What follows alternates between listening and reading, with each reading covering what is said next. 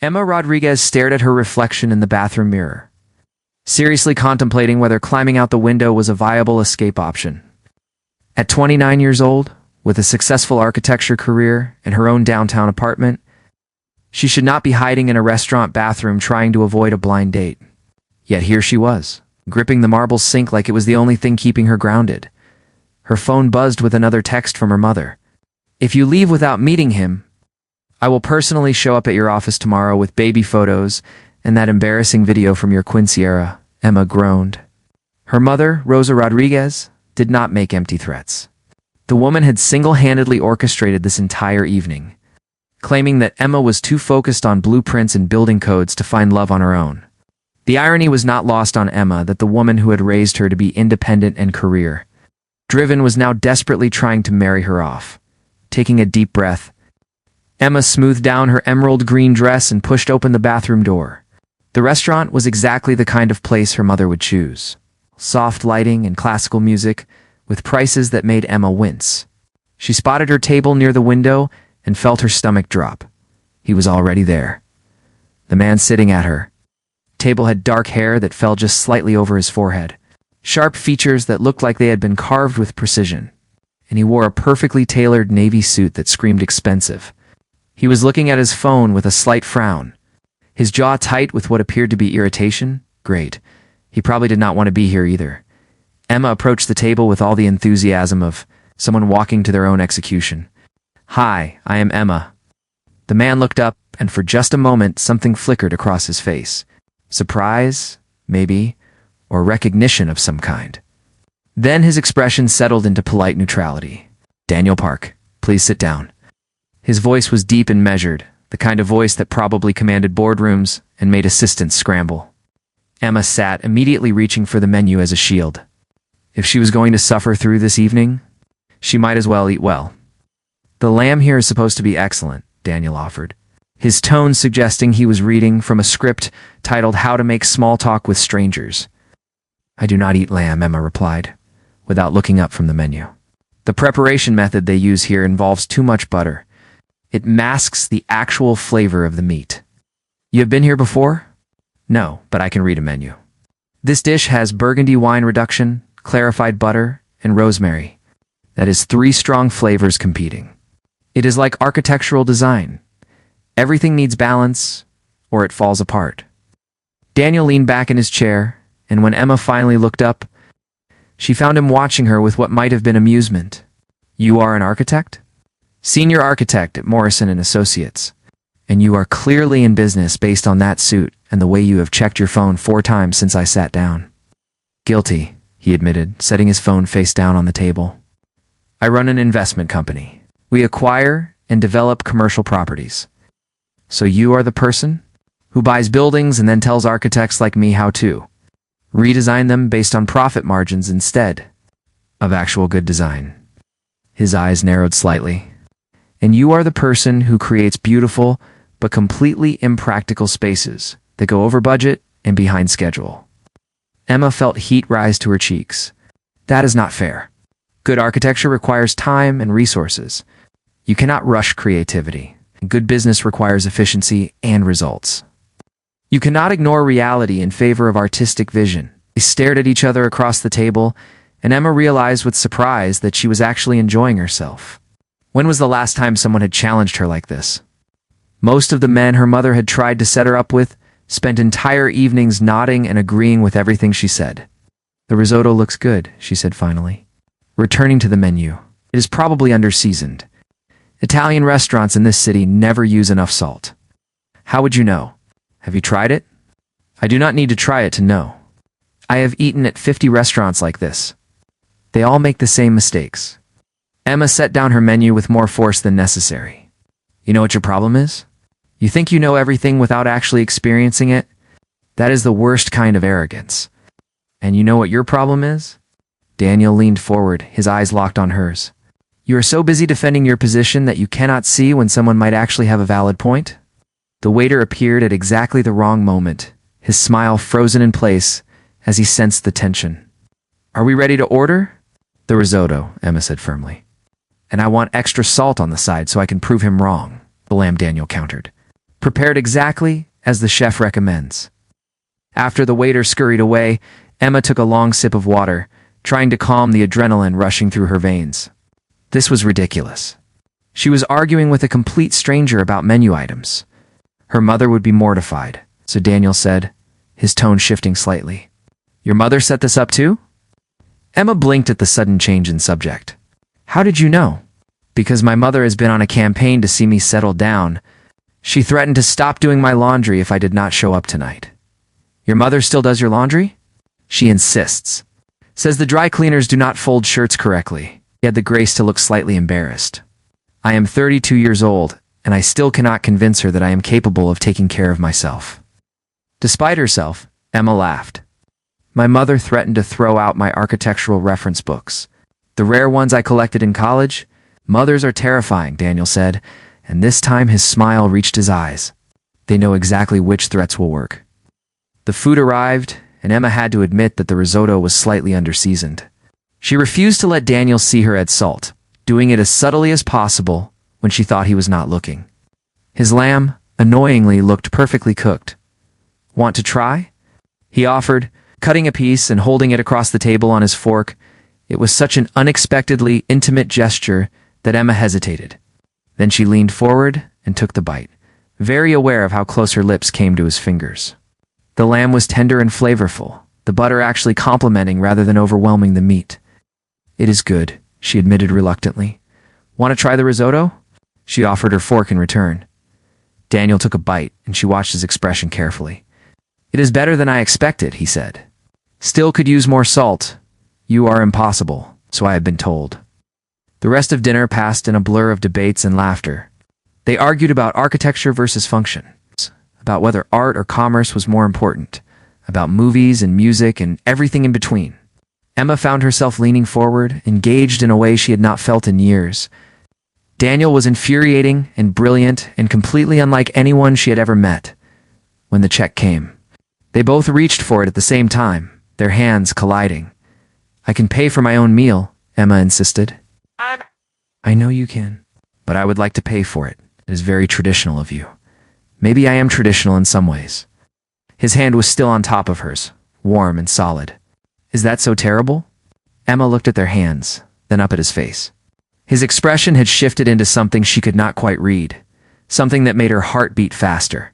"No," she said softly. "I suppose not." They left the restaurant together, stepping out into the cool evening air. The city lights reflected off nearby buildings, and Emma was suddenly very aware of how close Daniel was standing, how she could smell his cologne. "Something woody and clean. I should call a car," she said, pulling out her phone. "Wait," Daniel caught her wrist gently. "This evening did not go how I expected." "No," Emma agreed, her pulse racing at his touch. "It did not. I thought I would hate every minute. I thought you would be boring or desperate or completely wrong for me. I thought the same about you, but you are not." He stepped closer, and Emma found she could not move away, could not even breathe properly. "You are brilliant and stubborn, and you challenge everything I say. Is that supposed to be a compliment?" "It is the biggest compliment I can give." His free hand came up to cup her face, his thumb brushing her cheek. "Can I kiss you?" Emma knew she should say no. This was crazy, kissing a man she had just met, a man she had spent the entire evening arguing with. But when she looked into his eyes, she saw the same confused desire she felt, the same pull toward something neither of them understood. As she whispered, Daniel kissed her like he had been waiting his entire life for permission. His lips were warm and firm against hers, his hand sliding into her hair as he pulled her closer. Emma melted into him, her hands gripping his jacket, rising on her toes to deepen the kiss. It was intense and overwhelming and perfect in a way that made no logical sense. When they finally broke apart, both breathing hard, Emma felt like the ground had shifted beneath her feet. "I have to go," she said abruptly, panic suddenly flooding through her. This was too much, too fast, too everything. "Emma, wait." But she was already backing away, already pulling out her phone with shaking hands. "This was nice. Thank you for dinner. Can I get your number? Can I see you again?" "I do not think that is a good idea." She forced herself to turn away, to start walking toward the corner where she could catch a taxi. "Goodbye, Daniel." She did not look back. even though every part of her wanted to. She climbed into the first taxi she saw and gave her address, pressing her fingers to her lips, where she could still feel the ghost of his kiss. It was just one night, she told herself. One strange, wonderful, impossible night that she would forget about by Monday. But Monday morning brought a surprise that would change everything. Emma arrived at Morrison & Associates at 8 sharp. Carrying her usual coffee and ready to dive into the hotel renovation project that had been consuming her life for the past 3 months, the office was buzzing with unusual energy. People clustered in groups whispering excitedly. "Did you hear?" Her colleague Jennifer rushed over, eyes wide. "We have a new client. Major development company. They are taking over the entire hotel project." Emma's stomach sank. "What do you mean taking over?" "They bought the property. Morrison is keeping the contract, but we report to them now. The new project lead is supposed to be here this morning." Emma felt a cold dread settling in her chest. "Do we know who it is?" Before Jennifer could answer, the conference room door opened, and their boss, Richard Morrison, stepped out with a tall figure behind him. "Everyone, I would like you to meet Daniel Park, the new project director from Park Development Group."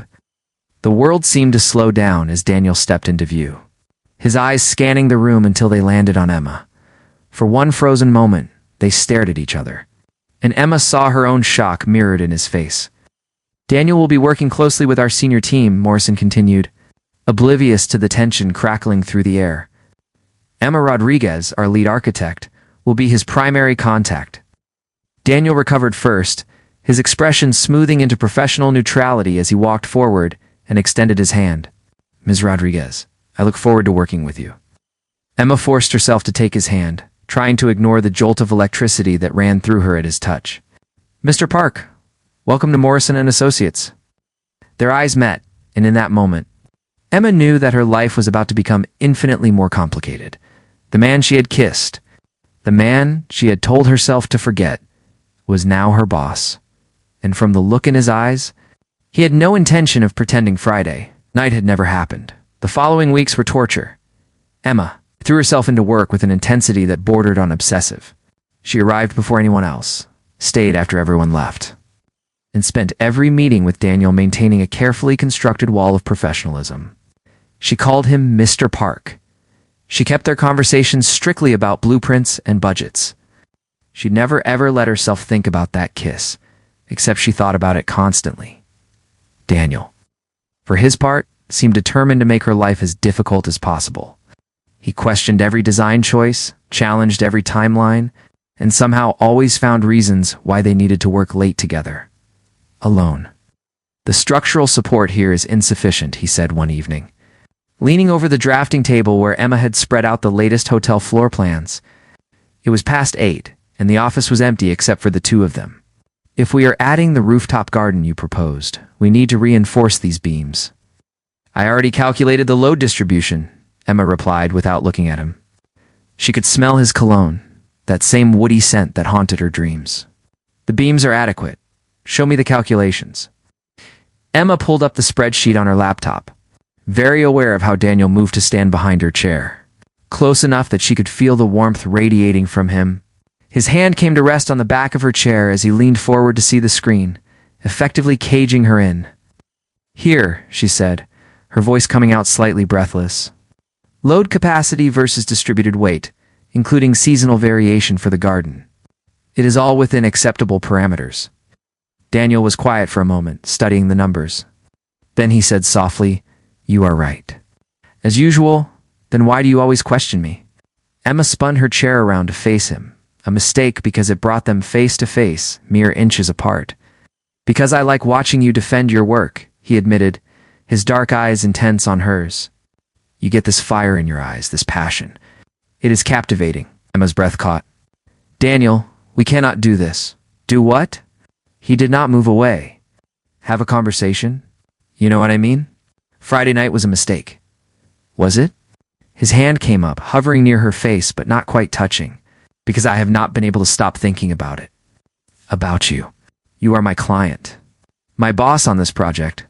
There are rules about this sort of thing. Rules can be changed, not these ones." Emma stood abruptly, forcing him to step back. I work too hard to get where I am. I will not risk my reputation or my career for something that probably would not work anyway. Something flashed across Daniel's face. Hurt, perhaps, before his expression closed off. Of course, you were absolutely right. It would be completely inappropriate. He gathered his papers and left without another word, and Emma sank back into her chair, pressing her hands to her face. She was doing the right thing. She knew she was doing the right thing, so why did it feel so wrong? The next morning, Daniel was perfectly cordial and completely distant. He addressed her formally in meetings, kept all their interactions brief and professional, and stopped finding excuses to work late. Emma told herself this was what she wanted, what she had asked for. She hated every second of it. "You look miserable," Jennifer observed during lunch 2 weeks later. They were sitting in the break room, and Emma was pushing a salad around her plate without eating. "What is going on?" "Nothing. Just tired." "I have known you for 5 years. This is not tired. This is heartbroken." Jennifer leaned forward, lowering her voice. "Does this have anything to do with Daniel Park?" Emma's head snapped up. "What? No. Why would you think that?" "Because anyone with eyes can see the way you two look at each other when you think no one is watching. The tension in meetings is thick enough to cut with a knife." "There is nothing between us," Emma insisted, but her voice lacked conviction. "Maybe there should be," Jennifer said gently. "Life is short, Emma, and chemistry like that does not come along every day. He is my boss. On this one project. And from what I hear, Morrison is so thrilled with how the hotel design is progressing that Daniel's company is considering making this a permanent partnership, which means eventually he would not be your boss anymore." Emma had not heard that rumor, and the information sent her mind spinning. It does not matter. It is too complicated. "Love is always complicated," Jennifer said. "But that does not make it not worth it." That evening, Emma stayed late again, trying to finalize the interior design concepts for the hotel lobby. She was so absorbed in her work that she did not hear the office door open, did not realize anyone else was there, until a familiar voice said, "You are going to ruin your eyes." Working in this dim light, Emma jumped, her hand flying to her chest. Daniel stood in the doorway of her office, holding 2 cups of coffee. "What are you doing here?" she asked. "Same thing you are." "Working too late." He approached her desk and set down one of the cups. "Peace offering. Black, 2 sugars, the way you like it." Emma stared at the coffee, touched that he had noticed how she took it. "Thank you." Daniel sat down in the chair across from her desk, and for a long moment they just looked at each other. Finally, he said, "I owe you an apology. I have been pushing boundaries I should not have pushed. You were right to establish professional limits." "Daniel, you do not need to apologize." "Yes, I do. I came into this project thinking I could keep my personal feelings separate from business. But the truth is, I have not been able to stop thinking about you since that night. The way you challenged me, the way you laughed, the way you kissed me like the world was ending." He paused, running a hand through his hair. "But I respect your career and your boundaries. So I am going to make this easier for both of us." Emma felt her heart sink. "What do you mean?" "I am recommending to Morrison that someone else take over as the primary contact for this project. You have done exceptional work, and the designs are nearly finalized. There is no reason we need to keep working together so closely. You are removing me from the project." Emma stood up, anger and hurt warring inside her. "No, you would still be the lead architect. You would just report to Richard instead of directly to me. It removes the conflict of interest. And you made this decision without consulting me. I thought this was what you wanted, space, professional distance." "What I wanted was for you to stop making this so hard," Emma said, her voice cracking. "What I wanted was to not feel like I am being torn in to every time I see you. What I wanted was for that kiss to have meant nothing, so I could just move on with my life." Daniel stood slowly, hope flickering across his face. "And does it mean nothing?" Emma closed her eyes. She could lie. She should lie. It would be easier for both of them. "No," she whispered. "It means everything. And that terrifies me." In 2 strides, Daniel was around her desk, pulling her into his arms. "Emma, I know this is complicated. I know there are 100 reasons why we should not do this. But I cannot keep pretending I do not feel this way. I am falling for you. I might have fallen for you that first night when you argued with me about risotto. This could ruin everything, Emma said, even as she clutched his shirt. Even as she breathed in his scent and felt the solid warmth of him against her. Or it could be the best thing that ever happened to either of us. He pulled back just enough to look at her face. I am willing to take that risk. Are you? Emma thought about all the safe choices she had made in her life, all the times she had chosen security over possibility. She thought about how empty the past 2 weeks had felt, how much she had missed him even though he was right there. Yes, she said, but we do this the right way. We tell Morrison. We establish clear boundaries between our personal and professional relationship. And if this does not work, we end it cleanly. Agreed. Daniel smiled, that brilliant smile that made her heart skip. Can I kiss you now? Properly this time? Yes, please. His kiss was different from the first. It was slower, deeper, a promise of things to come. Emma felt herself melting into it, her hands sliding up into his hair, her body pressing against his. When they finally broke apart, both breathing hard, Daniel rested his forehead against hers. I've been wanting to do that for weeks, he murmured. Me too, she admitted, even though I kept telling myself I should not. They stood there holding each other, and for the first time in weeks, Emma felt like she could breathe properly again. This was still complicated. There were still challenges ahead, but at least now they would face them together. The next morning, they went to Morrison's office together and explained the situation. To Emma's surprise, her boss took it well. I had wondered, Morrison said, leaning back in his chair with a knowing smile. You two have been circling each other like planets in orbit. As long as it does not affect the quality of work, as long as everything remains professional during business hours, I see no issue. Just keep me informed if anything changes. With that blessing, Emma and Daniel began navigating the delicate balance of dating while working together. They kept their relationship quiet for most of the office, though Jennifer figured it out immediately and became Emma's enthusiastic confidant.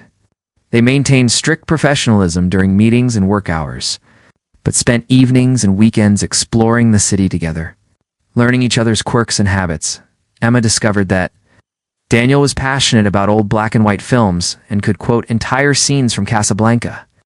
Daniel learned that Emma sang off-key in the shower and had a secret addiction to cheesy romance novels. They cooked meals together in Emma's tiny apartment kitchen, arguing about technique and seasoning just like they had on that first night. But now the arguments ended in laughter and kisses. 3 months into their relationship, Daniel picked Emma up for a weekend getaway to the coast. As they drove along the scenic highway, Emma felt more content than she had in years. The hotel project was nearing completion, and the designs she had poured her heart into were becoming reality. She had a career she loved, and a man who challenged and supported her in equal measure. What are you thinking about?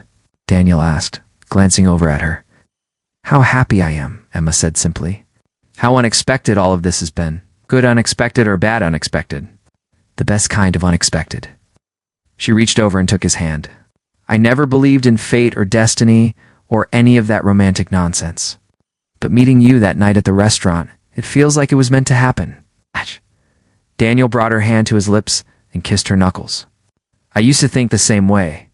Life was about planning and strategy and making smart decisions.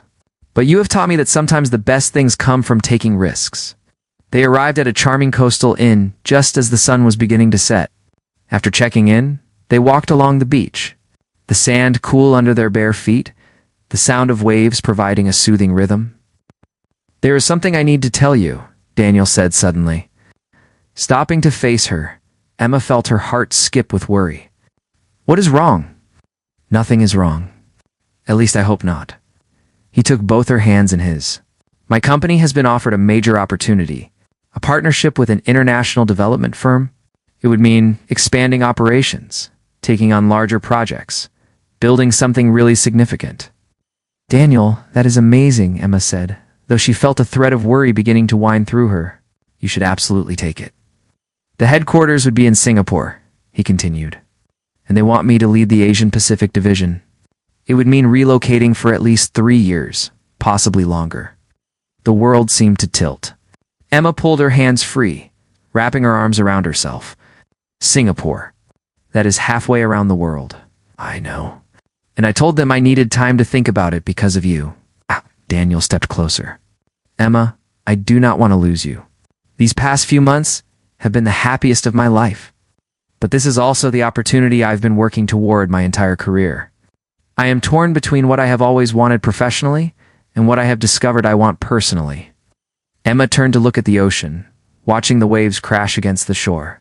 Her mind was racing, calculating possibilities and consequences the way she calculated load distributions and structural integrity.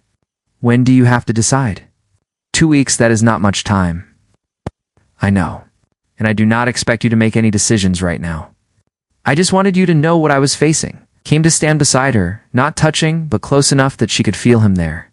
Whatever happens, whatever I decide or you decide, I want you to know that meeting you changed my life.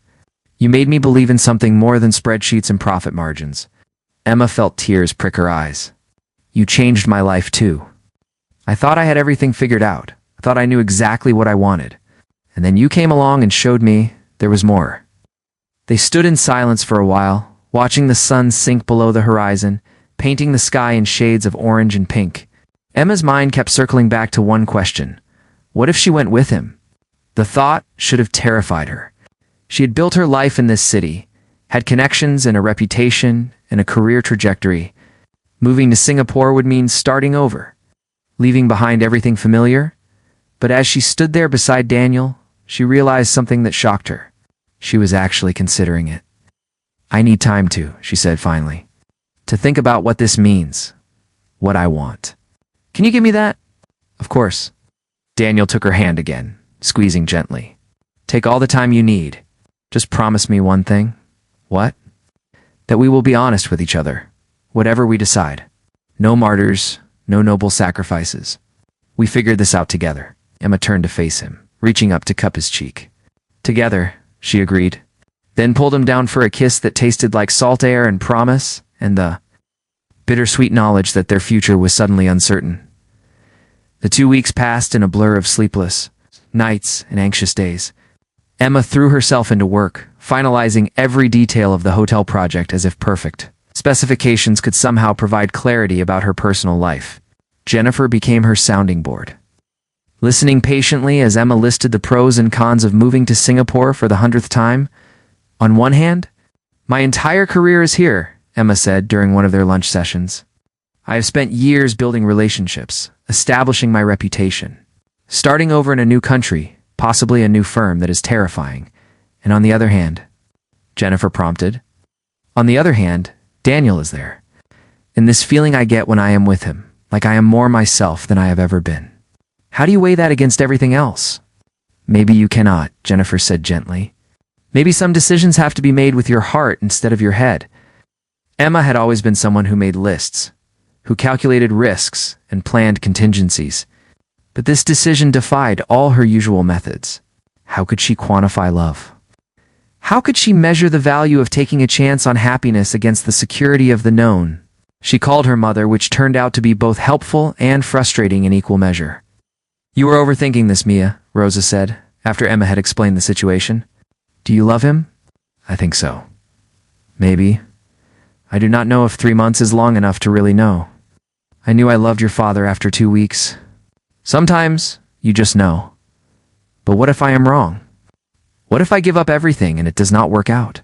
Her mother was quiet for a moment. Do you remember when you were applying to architecture school? You were so scared you would not get in, that you were not good enough. You almost did not apply at all, I remember. I told you then what I will tell you now. You cannot let fear of failure stop you from trying for what you want. Yes, moving to Singapore is risky, but staying here and wondering what might have been, that is risky too. Sometimes the biggest risk is not taking one at all. Emma hung up, feeling both comforted and more confused than ever. She spent that evening walking through the city, looking at all the familiar landmarks, the buildings she had helped design, the streets she knew by heart. Could she really leave all of this behind? Her phone buzzed with a text from Daniel. Hotel inspection tomorrow at 9. Are you ready for the final walkthrough? The hotel.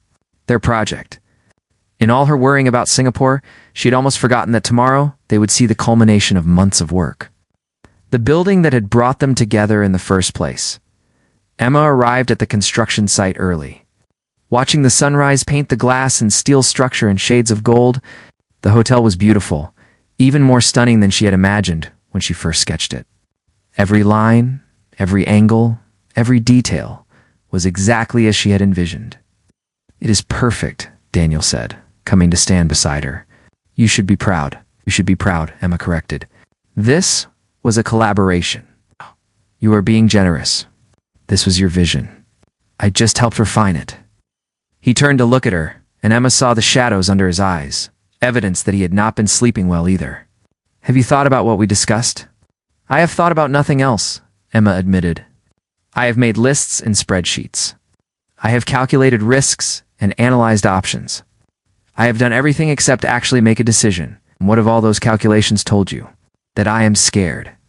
Of making the wrong choice, of disappointing people, of losing myself in someone else's dream." She took a deep breath.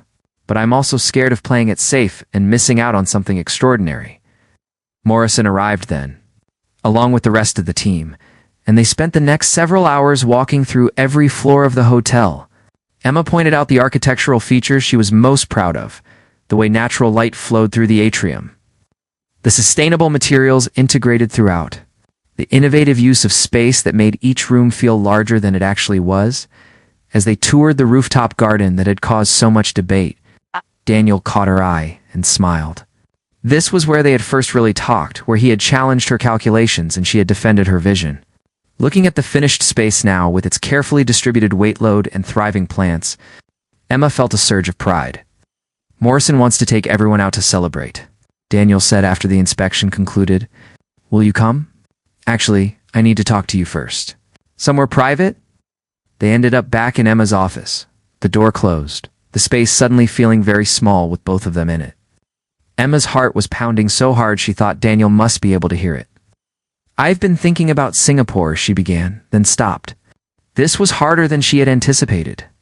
"About what you said on the beach? About us figuring this out together?" "Emma, before you say anything, I need to tell you something." Daniel moved closer, his expression serious. "I turned down the Singapore position." Emma felt like she had been punched in the stomach. "What? Daniel, no?" "That was your dream opportunity." "It was a good opportunity," he corrected, "but not my dream. I have been doing a lot of thinking too, and I realized something. My entire life, I have been chasing the next big thing, the next promotion, the next success. I thought that was what would make me happy. But this project, working with you, building something together, that has brought me more satisfaction than any deal I have ever closed. But Singapore, I told them I would consider consulting remotely, flying out for major meetings. But I do not want to relocate. I want to stay here and build something lasting with you, if you will have me." Emma felt tears streaming down her face before she even realized she was crying. "You gave up Singapore for me?" "No. I chose something better than Singapore. I chose us." He cupped her face, wiping away tears with his thumbs. "Emma Rodriguez, I love you. I should have said it weeks ago, but I was scared too. Scared you would not feel the same way. Scared of how fast this was all happening. But life is too short to be afraid of the best things in it." "I love you too," Emma said through her tears, the words feeling both terrifying and completely right. "I was going to tell you I would come with you. I had decided to take the risk, to follow you to Singapore, to see if we could build something extraordinary together." Daniel pulled her close, holding her like she was something precious and fragile. "You were really going to do that? Leave everything behind?" "For you, yes. Because somewhere in the past few months, you became my everything. And I realized that home is not a place, it is a person. Wherever you are, that is where I want to be." They held each other for a long moment, both crying and laughing at the same time, overwhelmed by relief and joy and the sheer improbability of having found each other in the first place. "So what do we do now?" Emma asked finally, pulling back to look at his face. "Now we build our life together, right here. No more hiding, no more worrying about what people will think. We tell everyone we are together. We work on projects as partners, and we see where this incredible thing between us leads." "That sounds perfect." Daniel kissed her then, soft and sweet and full of promise. When they broke apart, he reached into his pocket and pulled out a small velvet box. Emma's breath caught. "Daniel, what is that?" "It is not what you think." "Well, it is. but not yet. I am not proposing, not officially." He opened the box to reveal a delicate silver ring with a small emerald stone. "This is a promise. A promise that, when the time is right, when we have built even more together, I am going to ask you properly. With all the romantic gestures you deserve, even though you claim not to like romance." "I never said I do not like romance," Emma protested, taking the ring from the box and slipping it onto her right hand. It fit perfectly. "I just said I did not believe in fate or destiny, and now—" Emma thought about that blind date her mother had forced her to attend, about arguing over risotto and kissing in a restaurant garden. She thought about discovering Daniel was her new boss, about all the complications and challenges they had navigated. She thought about how a single evening had somehow led to this moment, standing in her office with a man she loved, building a future she had never planned but somehow always needed. "Now, I believe that sometimes the universe conspires to put the right people together," she said. "Even if they fight it every step of the way, especially if they fight it," Daniel agreed. "We would not be us if we did not argue about everything. True, I fully expect we will argue about wedding plans when the time comes. Obviously, I will want something simple and efficient. You will want architectural details and perfect design. We will compromise and it will be perfect, just like us." Emma laughed and pulled him in for another kiss. Through the office window, she could see the hotel they had built together, standing tall against the city skyline. It was a symbol of what they could create when they worked together, when they pushed each other to be better, when they refused to settle for anything less than extraordinary. That evening, they went to the celebration dinner Morrison had organized. This time they sat together, held hands under the table. And when Morrison made a toast to the successful project, Daniel added one of his own. "To Emma Rodriguez," he said, raising his glass. "The brilliant architect who took my designs and made them better, who challenges me every day, and who agreed to take a chance on someone as stubborn as me. This hotel is a testament to what we can build together, and I cannot wait to see what we create next." The whole team erupted in applause and cheers, and Emma felt her cheeks burn with a mixture of embarrassment and joy. Jennifer caught her eye from across the table and mouthed, "I told you so," making Emma laugh. Later, as they walked through the city hand in hand, Emma felt a sense of peace settle over her. She did not know what the future held, did not have a spreadsheet or calculation that could predict how their story would unfold. But for the first time in her life, she was okay with that uncertainty. "What are you thinking?" Daniel asked. "I am thinking about that first night, when you criticized the risotto. I was right about the risotto, but you were not.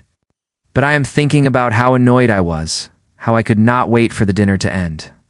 And now I cannot imagine my life without you in it. Funny how things work out. Funny's not the word I would use. Miraculous, maybe.